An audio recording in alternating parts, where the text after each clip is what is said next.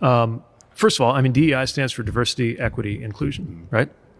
So to me, we start by thinking, okay, what's the opposite of those things? The opposite of diversity is uniformity, right? The opposite of equity is inequity.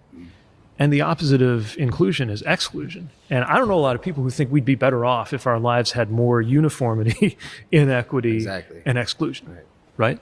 But I think that the part of why people have questions about it that I respect is they're not sure if this is, they're worried about fairness, right?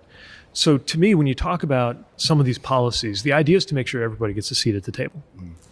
Especially if you know there have been systematic ways of keeping people from getting a seat at the table over the years, sometimes based on their race, on their religion, on their income, on their background, any number of reasons, sexuality, right? Like a lot of different reasons.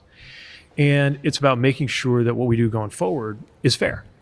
And this can be an economic issue too. You look at something like redlining.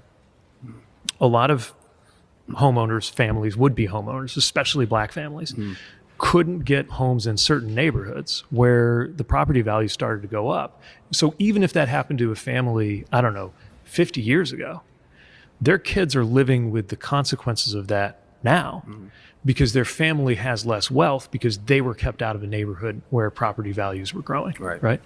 And so part of it's the idea that some of these things may have started a long time ago. Maybe nobody alive today is responsible for some of the injustice that has shaped what it's like to live in this country right now. But all of us now are responsible for doing something about it.